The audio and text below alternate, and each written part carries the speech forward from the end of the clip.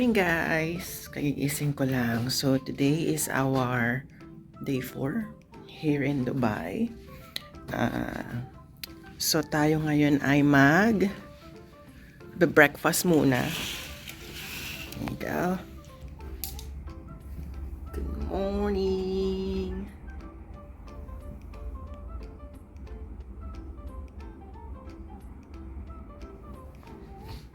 Yan. So tayo ngayon ay magbe-breakfast muna. Tapos mag-swimming tayo after. Tapos try nating dry sauna. Meron sila doon. Tapos nag-chat pala sa akin yung kakilala ko ulit na isa. Gusto niya makipag-meet sa akin sa Dera doon sa city center kung saan tayo nagpunta kahapon, pero hindi ko siya na-videohan, hindi ko siya na-vlog kasi nga pagod na ako. Pero babalik tayo doon mga bandang 2 PM para i-meet natin siya.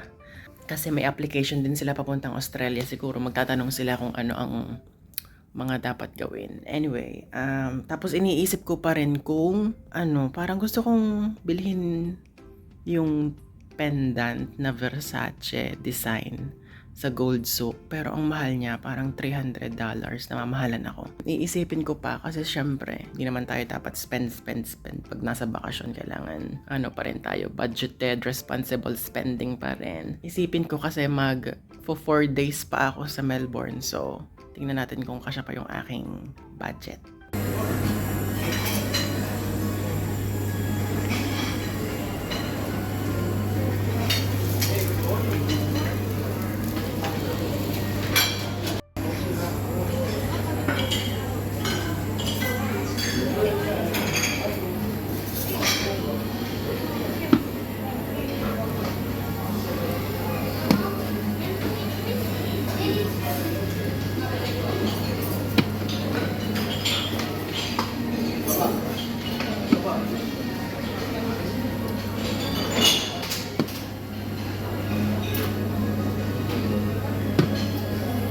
Ito yung kanilang bread station. Tapos marami pa dong bread. Guys, ito yung iba nilang bread. Yan, may croissant. Yun lang ang alam ko. So, ito yung kanilang egg station. Nagpaluto na naman tayo na ang ating omelette. So, yun yung aking. Yes, please. Thank you. Ayan, nilagay niya ng cheese. Thank you very much. Thank you. So, guys, ito yung kinuha ko. So, may croissant, may cheese, may noodles, chicken sausage, and then yung parata, yung bread nila dito. And then, yung egg. Tapos, nag-order din ako ng coffee. Yan guys, so natapos na tayo mag-breakfast. So, naglalagay na lang ako ng sunscreen bago tayo pumunta ng pool. Yan. So, ito ulit yung gamit ko. SPF 50+. So, talaga namang ano ang kanyang protection? 50. Kasi diba, syempre, ang ng araw, matindi yung sikat. So, ayaw naman nating ano ang ating balat. Wala akong term guys, tulog pa yung aking vocabulary. So, meron din akong ganito. Matte naman siya. Pero feeling ko, pang ano lang to eh. Kumbaga, okay din naman siya. SPF 50. Pero parang hindi siya para sa swimming. Alam mo yun? Parang pang ano lang siya. Pag lalabas ka, gusto mo fresh ka pa rin. Pero dahil tayo ay magsuswimming, itong isang gagamitin natin. Ewan ko kung tama yung decision ko sa buhay. Feeling ko lang naman. Kung meron kayong reklamo, edi magreklamo kayo. Di ba? Wala nang kwenta ang mga sinasabi ko. Anyway, tayo na. Kasi nga, medyo mainit na sa labas. So, tama-tama. Yan guys, so nandito na tayo sa pool. Ito yung Ito yung rooftop ng isang building. So, ito yung paligid ng pool.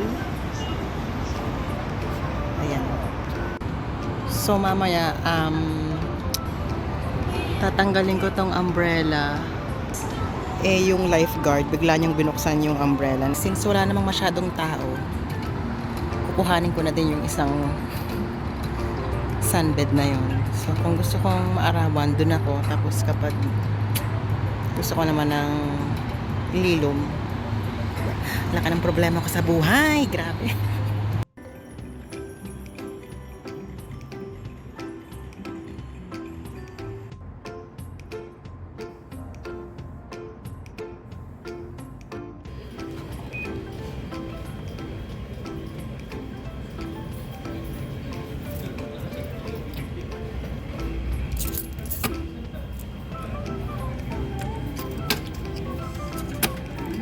So guys, nandito na tayo sa train station. Papunta tayo Dera City Center. So ito yung loob ng train.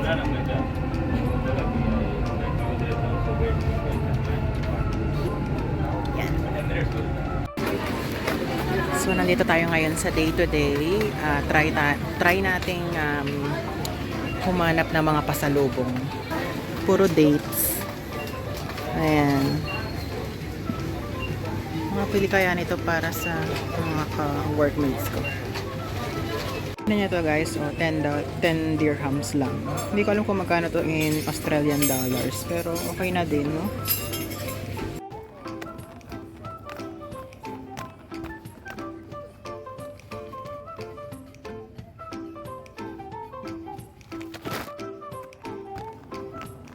Guys, ito yung mga napamili natin.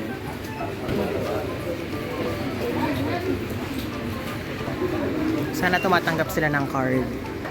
Wala akong cash. So, ito yung mga napamili ko. Yan. So, ito ay 62 dirhams. Tapos, ginamit ko yung card ko. $26 yung na-deduct sa card ko. So, okay na din kasi napilihan ko na lahat ng kaibigan ko at mga ka-workmates ko ng pasalubong for only $26. So, okay na yan. Kung gusto nyo talagang makamura ng pasalubong, sa day-to-day kayo mamili. Yung day-to-day is parang siya yung sikat na supermarket, or hindi naman siya supermarket talaga. Parang pasalubong shop dito sa Dubai. Tsaka marami pa silang mga items, kung ano-anong mga items ang makikita nyo doon. So, yan, pwede nyo yung i-visit bago kayo umuwi. Ito yung kanyang logo. Tapos, nandito na tayo sa Dera City Center. Yan, nanggaling na tayo dito kagabi. Hindi ko na lang na-videohan kasi pagod na ako. So, imimit natin si Arlene. I think that Nai-stress talaga ako dito sa pintuang ito. Ito yung gumagalaw na pinto. Ayan. So, imimit natin si Ate Arlene kasi may application siya papuntang Australia. Baka may mga itatanong na mga bagay-bagay. Tapos, syempre, kumustahan na din. Ayan. So, sa second floor daw siya.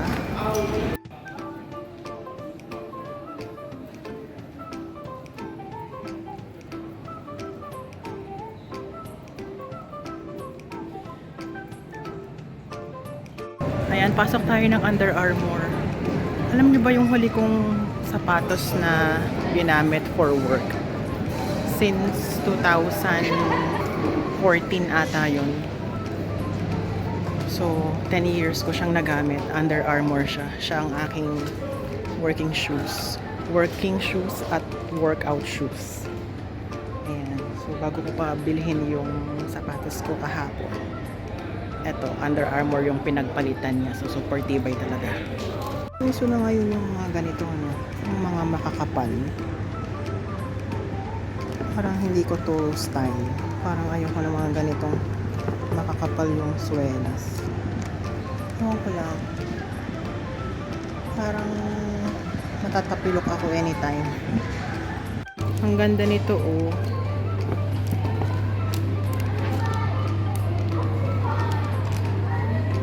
Ang ganda niya. Magkano to? 350 dirhams. Hindi ko alam kung magkano siya in dollars. Ang ganda, no? Sukat natin. Sukat lang naman.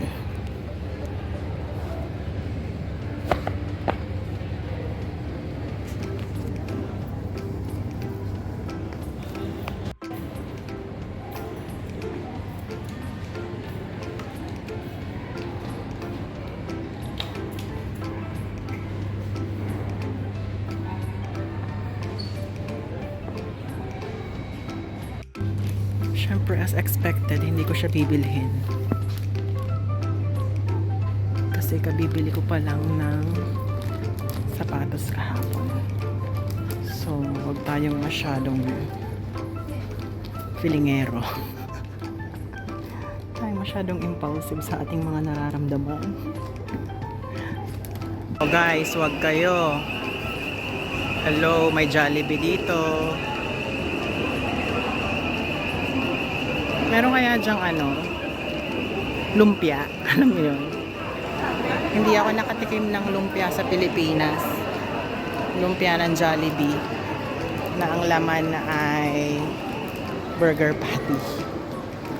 Nakita ko na kung saan yung restaurant na kakainan namin nung tatagpuin ko. So, yan. Diyan. Pangalan niya is Gazebo Indian Restaurant. Diyan tayo kakain mamaya. Medyo maaga pa, so mag-ikot-ikot muna tayo. Parang ang gusto kong magkape eh. Ayun o. Hindi pa ako... Nagkape na ako sa hotel, pero hindi siya tunay na kape. Alam mo yun? Parang malamya. So, upo na ako dito sa ating kakainan. Ito ay yung Gazebo. Yan siya.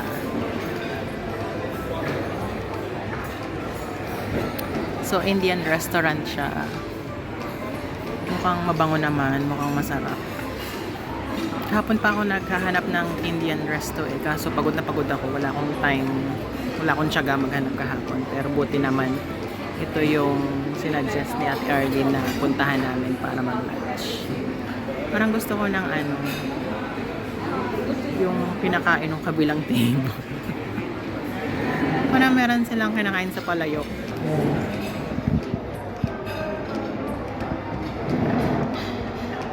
Parang gusto ko yun. Para siyang kanin, tapos parang ang biryani. Tapos may cover na dough. Ayan. So, hintayin muna natin sila para makakain na tayo. Dito pala siya, oh. Hindi ako nagbabasa.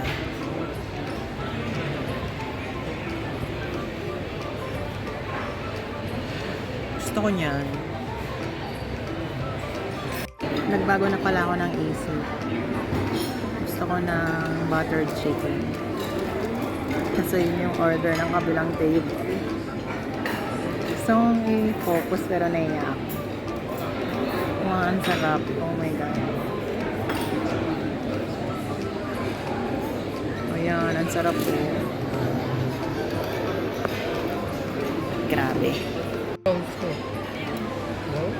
Guys, magbibiakin niya na ang bibiakin niya na ang palayok. Send mo kay Ate Marilu. Pakasama.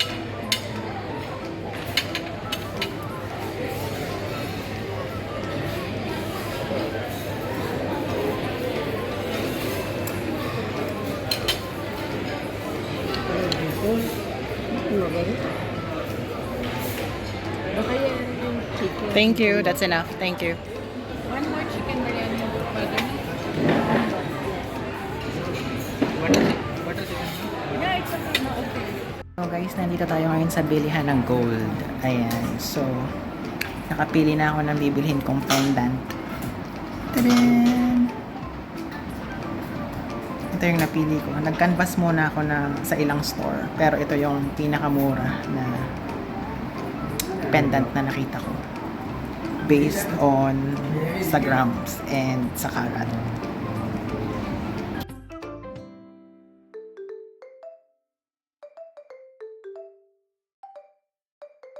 Ito pa yung mga ibang pendants nila dito. Dami, di ba? Ayan pa. Ang ganda din itong horseshoe. Ayoko ng cross kasi hindi naman ako mabait. Charot. Ayan. Tignan nyo ang gold nila, oh. Ang kanilang mga necklace. Ang dami, diba? Hey guys, so kararating lang natin dito sa ating hotel room galing Gold Souk. So today, minute ko yung aking kaibigan. Tapos nag-lunch kami sa Deira City Center sa Indian restaurant. Tapos hinatid nila ako sa Gold Souk. Nakabili ako ng pendant ko. Siguro haul ng lahat ng nabili natin dito sa Dubai. Totoo na talaga to, wala akong plan bukas, wala akong balak puntahan. So bahala na naman kung ano na namang maisip ko bukas. Sure thing is ako ay magpapa-laundry. Hindi ko alam kung free ang laundry dito sa hotel. Gusto ko malabhan na siya bago ako mag-fly papuntang Melbourne para hindi na ako dun maglalaba. So mamaya maghahanap na naman ako ng dinner sa baba kung saan may restaurant na masarap kainan. Parang nagkikrave ako sa KFC ngayon. Ewan ko, hindi ko alam. So tingnan natin, may nakita akong KFC dyan. So baka doon na lang tayo mag-dinner. Tapos tinan mo, binigyan ako ng chocolate nung magtinda doon sa Gold Souk. Ewan ko, basta pag pumasok ka, bigyan ko kayo ng ng technique. Pumasok kayo sa mga tindahan. Bawat tindahan, laging bibigyan kayo ng chocolate. So, pag nakasampung tindahan kayo, may 10 chocolate na kayo. Mga pala guys, na-appreciate ko lang ngayon ang pagmumukha ko. Maghapon akong nasa labas, pero hindi ako hulas. Talagang, ngayon ko lang to kasi ginamit. So, feeling ko magaling talaga to sa mga kapag feeling mo sobrang init, yung pawisin ka. Hindi ako masyadong pinawisan sa mukha So, ito talaga, okay siya. As in, matte kung matte. Kasi nakalagay dito, matte. Matte siya. Medyo lang siya Yung ang kulay niya is parang yung ganyan. Tamo, kumukulay talaga siya sa Tapos magmamat siya. Yung para talagang isisil niya yung mukha mo na para hindi pawisan. Pero siya ay hindi may foundation effect siya, pero hindi siya foundation. Siya ay sunscreen. So, alam mo yon, protected ka na sa sun, hindi ka pa oily. So, kung gusto nyo to, Cancer Council. Ganyan. Perfect.